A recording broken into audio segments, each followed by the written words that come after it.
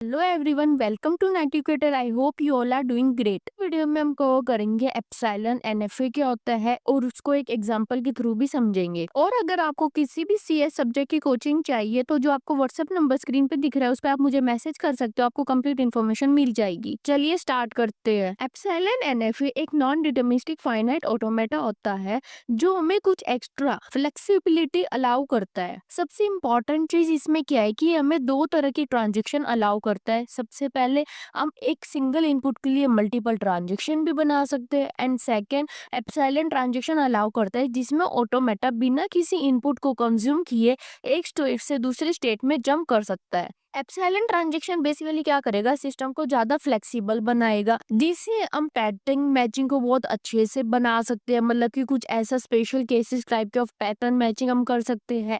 Complex part trekking करनी है तो भी हम उसके अंदर एप्सिलॉन ट्रांजैक्शन का यूज कर सकते हैं। अब इसकी जो फॉर्मल डेफिनेशन होती है सेम होती है एनएफए की तरह, बस इसमें डिफरेंस होता है ट्रांजैक्शन फंक्शन का। इसमें हमारे पास ट्रांजैक्शन फंक्शन क्या बनेगा, कैपिटल क्यू जो कि हमारा फाइनाइट नंबर ऑफ स्टेट था उसको हम मल्टीप्लाई करते हैं input alphabet that is sigma से, और सिग्मा का यूनियन कर देंगे हम किसके साथ, एप्सिलॉन के साथ, क्योंकि इसके अंदर हमारे पास एप्सिलॉन मूव अवेलेबल होता है। उससे हम नेक्स्ट स्टेट पे पहुंच जाएंगे। एक छोटी सी रिक्वेस्ट है, सब्सक्राइब करना मत भूलना, ठीक है। अब एक एग्जांपल के थ्रू भी समझते हैं एप्सिलॉन एनएफए को। इसमें हमें एप्सिलॉन एनएफए डिजाइन करना है for the A B C का क्लीन क्लोजर। अब सबसे पहले ये देखते हैं कि इसमें कौन कौन सी स्ट्रिंग हमारी एक्सेप्ट हो सकती है। अब इसमें हमारे पास ए बी एंड सी का क्लीन क्लोजर है। इसका मतलब सबसे छोटी स्ट्रिंग जो हमारी एक्सेप्ट हो सकती है वो कौन सी होगी, एप्सिलॉन होगी, ठीक है। इसमें और क्या कॉम्बिनेशन बन सकते हैं, only A, only B, only सी आ गया, ए बी आ गया, ए सी आ गया, बी सी आ गया, डबल ए आ गया, डबल बी आ गया, डबल सी आ गया।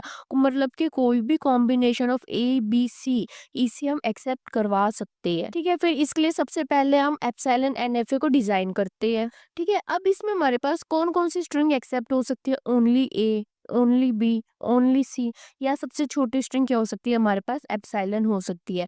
तो इसके अंदर हमारे पास मोस्टली तीन स्टेट्स बनेंगे। तीन स्टेट्स क्यों बनेंगे, क्योंकि हमें only A, only B and only C को भी हमें एक्सेप्ट करवाना है।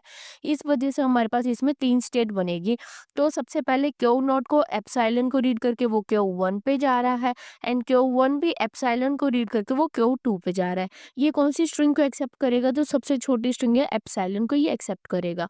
अब इसको हम ए बी एंड सी के लिए भी बना लेते हैं। अब क्यू नोट पे हमने ए के लिए क्या कर दिया, सेल्फ लूप लगा दिया कि सिर्फ ए आएगा तो हम इसको एक्सेप्ट कर लेंगे। तो अब फिर उसके लिए बी के लिए हमने क्या करा, क्यू वन पे सेल्फ लूप लगा दी एंड क्यू टू पे हमने सी के लिए सेल्फ लूप लगा दी है, ठीक है।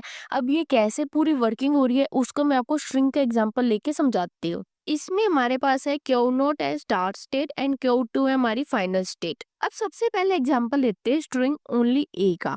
अब ए के लिए क्या करेगा, क्यू नॉट ए को रीड करके क्यू नॉट पे रहेगा, फिर उसके बाद एप्सिलॉन को रीड करके वो क्यू वन पे चला जाएगा, फिर क्यू वन भी एप्सिलॉन को रीड करके क्यू टू पे चला जाएगा। और इस हिसाब से हमारी जो ओनली ए है वो एक्सेप्ट हो गया, क्योंकि ए के बाद अगर आप नल स्ट्रिंग लगा रहे हो, एप्सिलॉन लगा रहे हो, तो उसका कोई यूज भी नहीं है क्योंकि वो तो ऑलरेडी एम्प्टी है। तो उस वजह से हम ओनली ए को इसमें एक्सेप्ट कर पा रहे हैं। अब सेम वे में सेकेंड स्ट्रिंग का एग्जांपल लेते हैं ओनली बी का। अब क्यू नॉट एप्सिलॉन को रीड करके क्यू वन पे आएगा, फिर क्यू वन पे सेल्फ लूप चलेगी फॉर द बी, तो क्यू वन बी को रीड करके क्यू वन पे ही रहेगा। उसके बाद क्यू वन एप्सिलॉन को रीड करके क्यू टू पे चला जाएगा। अब बी के पहले भी एप्सिलॉन लगा दिया, बी के बाद भी एप्सिलॉन लगा दिया, एप्सिलॉन तो ऑलरेडी एम्प्टी स्ट्रिंग होती है, इस वजह से हमारा इसमें ओनली बी भी एक्सेप्ट हो गया है, ठीक है। सेम वे में अगर हम ओनली सी के लिए भी देखें तो क्यू नॉट एप्सिलॉन को रीड करके क्यू वन पे आएगा, क्यू वन एप्सिलॉन को रीड करके क्यू टू पे जाएगा। अब क्यू टू पे सेल्फ लूप चलेगी सी के लिए, तो क्यू टू सी को रीड करके क्यू टू पे ही रहेगा। और ये हमारे ओनली सी वाली भी स्ट्रिंग एक्सेप्ट हो गई है, क्योंकि हमने सी के पहले क्या लगा दिया, एप्सिलॉन लगा दिया। एप्सिलॉन हमारे पास एम्प्टी स्ट्रिंग होती है तो उससे हमारे कोई फर्क भी नहीं पड़ेगा, ठीक है। इतना क्लियर है। एक और केस लेके देखते हैं ए बी का। अब ए को रीड करने के लिए हम क्यू नॉट पे सेल्फ लूप लगा रखे, तो क्यू नॉट ए को रीड करके क्यू नॉट पे ही रहेगा। उसके बाद क्यू नॉट एप्सिलॉन को रीड करके वो क्यू वन पे जाएगा, फिर क्यू वन पे बी को रीड करके वो क्यू वन पे ही रहेगा। फिर Q1 को एप्सिलॉन को रीड करके वो Q2 पे चला जाएगा। इसमें हमने बेसिकली क्या करा, A एंड B के बीच में एप्सिलॉन लगा दिया एंड B के बाद एक एप्सिलॉन लगा दिया। एप्सिलॉन हमारे पास एम्प्टी स्ट्रिंग है, इसलिए कारण हमारी ए बी भी एक्सेप्ट हो गई है। सेम वे में आप और भी केसेस को अपने आप रन करके देख सकते हो। ठीक है, तो आपको समझ आ गया होगा हमने एप्सिलॉन एनएफए कैसे डिजाइन किया है। अब इसके हम ट्रांजेक्शन टेबल देखते हैं। ट्रांजेक्शन टेबल में हमारे पास क्या कॉलम्स होंगे, करंट स्टेट, फिर next state for the input A, next state for input B, next state for input C and next state for input epsilon, क्योंकि इसमें हमारे पास एप्सिलॉन भी एज एन इनपुट अल्फाबेट ही है। सबसे पहले हम देखते हैं क्यू नॉट के लिए। अब क्यू नॉट ए को रीड करके क्यू नॉट पे रह रहे हैं, वही हमने लिखा है current state Q not and next state for input A is Q not. अब क्यू नॉट बी को रीड करके कहीं भी नहीं जा रहे, तो उसके लिए हमने नल लिख दिया एंड सी को भी रीड करके कहीं भी नहीं जा रहे, तो उसके लिए भी हमने नल लिख दिया। और एप्सिलॉन को रीड करके वो Q1 पे जा रहा है, इसलिए हमने Q1 लिख दी in the next state for the input epsilon. अब Q1 के लिए देख लेते हैं। ए को रीड करके उसके पास कोई भी ट्रांजेक्शन नहीं है, इसलिए ए के लिए हमने नील लिख दिया। बी के लिए Q1, बी को रीड करके Q1 पे रह रहा है, वही लिखिए current state Q1 and next state for input B is Q1। और सी को रीड करके भी उसके पास कोई भी ट्रांजेक्शन नहीं है, तो उसमें भी नील आ जाएगा एंड एप्सिलॉन को रीड करके वो Q2 पे जा रहे हैं, वही चीज हमने टेबल में मेंशन कर दी है। अब Q2 के लिए देख लेते हैं। Next state for the input A null होगी, क्योंकि इसके पास कोई भी ट्रांजेक्शन नहीं है ए के लिए। बी के लिए भी कोई ट्रांजेक्शन नहीं है, तो भी नील आएगी।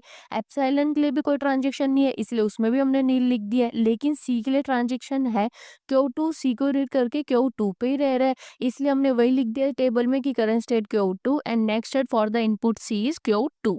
तो दोस्तों ये था आज का लेक्चर। एक छोटा टॉपिक था बट इम्पॉर्टेंट टॉपिक था, इसलिए इसकी मैंने आपको एक सेपरेट वीडियो बना के समझा दिया है। और अगर आपको किसी भी सीए सब्जेक्ट की कोचिंग चाहिए, तो आपको जो व्हाट्सअप नंबर स्क्रीन पे दिख रहा है उसको आप मुझे मैसेज कर सकते हो, आपको कंप्लीट इन्फॉर्मेशन मिल जाएगी। Don't forget to like share and subscribe to नेटिवेटर। मिलते हैं नेक्स्ट वीडियो में, बाय।